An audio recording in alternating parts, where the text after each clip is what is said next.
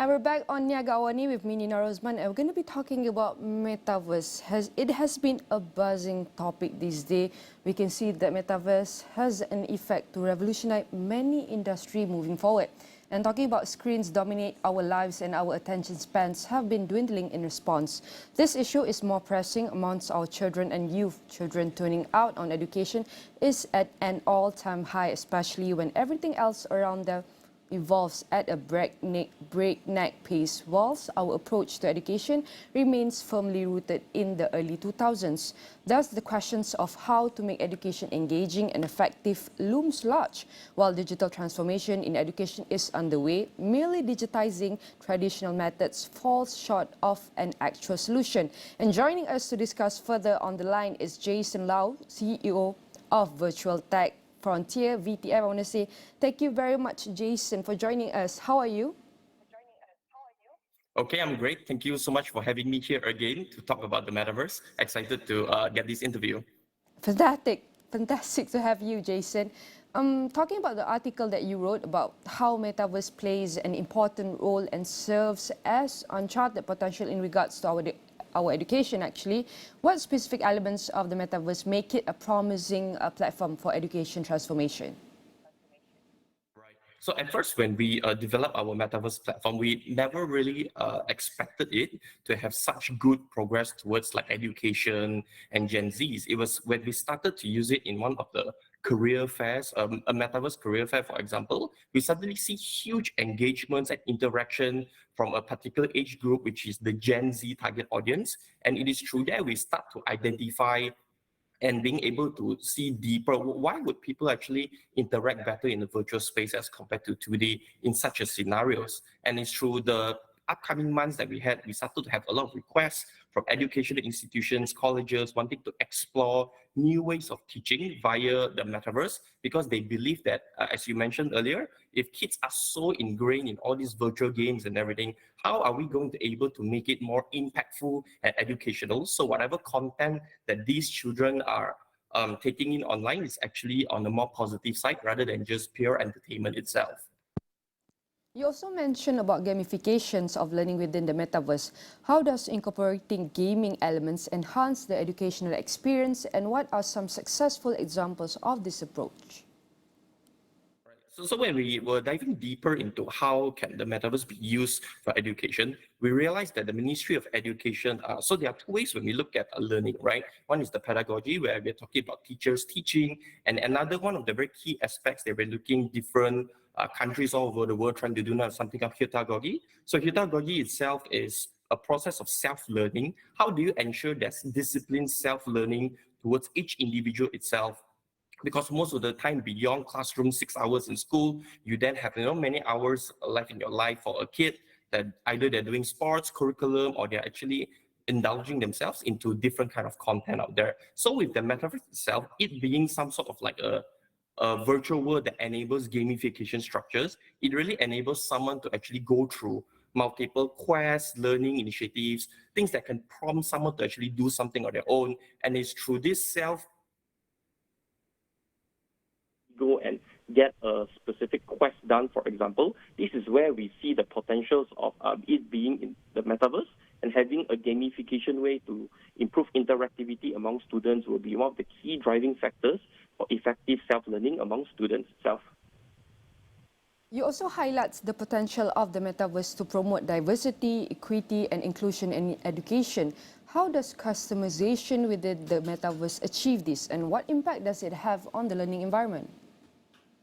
Yeah, so I think one of the fundamental aspects of like when you talk about education tech or like content, for example, a lot of them are very overseas driven, right? If students are playing things like Roblox or Minecraft and these kind of very Western-based games, in Malaysia itself, we rarely see specific tailor-made content towards a local market. We have a lot of creators trying to do something similar. Hence why when we developed our platform Mito World back at Virtualtech Frontier, we realized that the ability to allow customization through like a blank canvas sort of scenario, teachers or educators can then put custom localized content into the space. Students can also then assimilate different types of content that resonates very connectively within their environment, this is something that we start to see inclusion happening, right? Like it's not something that is just purely on the Western-based kind of content, but allowing great creation tools and also implementing these sort of like local content in, local curriculum in, local news and different kind of media into the metaverse space itself. This would, number one, increase inclusion and interest among students towards using a specific technology or tool, for example, because this connectivity and connections towards relevancy is what we see being very important, that a tool like a metaverse kind of technology can really help students out there. And what strategies can be employed to ensure equitable access to metaverse-based education for all students, regardless of their socioeconomic backgrounds or even physical abilities? I think one thing good about metaverse as a technology, I mean, it's not only particularly for the metaverse, but when you talk about ed tech in general, right? The great things about education via technology is always the ability to scale. I have just recently just met a mentor yesterday who told me that if you look at many other processes in the world, you know, a lot of like solutions have already replaced like one accounting software can replace 100, 1,000 accountants to do all these kind of processes. But when we look at education, for example, a classroom setting is still very traditional in the sense that 100 years ago, people are actually doing the same thing, one teacher to 50 students kind of scenario. And this is where through technology itself, we can actually try and improve these kind of boundaries, right? With technology, there is no physical limitation, there is no time limitation. As long as you have an internet, you have a working mobile phone device that is getting stronger these days, you can actually already access all this sort of technology that would then enable either better learning or better absorption of content for these students either. So this is how we see through technology itself breaks down boundaries of like scaling and like logistical related challenges. But with the metaverse itself, to make things even more interactive, this is where we do see a strong exponential type of adoption and growth within this industry itself. With opportunities come with challenges. What are some challenges or barriers to implementing metaverse-based education on a larger scale, and how can educational institutions and government bodies overcome these challenges? Within 2 minutes, please, Jason. Yep. So this is something that we have been facing many times, right? When we talk about the metaverse, many people out there just come and say like, oh, it's a game. You know, we have so many other game kind of like platforms out there. Why are you here trying to do this kind of things? So I think one of the fundamental challenges, even for the entire metaverse industry itself, is really trying to give a certain awareness towards the fact that, you know, the metaverse is not really actually a game. It is just a form of virtual technology that you can expect people to come actually see, interact, and do different things with it, right? So initially, when we started this journey, we enable all these kind of like virtual galleries, virtual showrooms. It's sort of like a layer one interaction approach for all these companies out there. But as we move further along beyond the technology itself, we start to implement a lot of very useful features into the technology itself. So for example, recently with the huge advent of AI, we have been exploring on integrating AI elements even within the metaverse space itself. So this comes with a very interesting question from one of with MDEC actually. They were asking us that, oh, you know, Jason, what if you put AI into a virtual avatar, right? So in here we call it NPC, a non-playable character. What if you can talk to a virtual character that is driven by AI, for example? And so in a normal game setting, if you just talk to a normal game character, all the answers are going to repeat, right? They just answer 2-3 lines forever. But if we are able to integrate something like AI, like ChatGPT, for example, into a back-end system, into the metaverse, you can start to talk to these kind of virtual characters. And the way these sort of virtual characters can actually respond to you will become even more dynamic. So we have tailor-made a lot of these AI integrations into our platform through very educational methods like a science teacher, a math teacher, or a history teacher, for example. And you can have students actually talking to all these kind of virtual teachers or virtual characters in the space that will really improve usability and also utility of the space itself. So our challenges has always been, you know, removing the fact that, oh, metaverse is just a game. What can people really do into it? You know, we are consistently adding a lot of features to actually make the whole use case and the utility of the platform very meaningful and to make it beyond just a gimmick itself.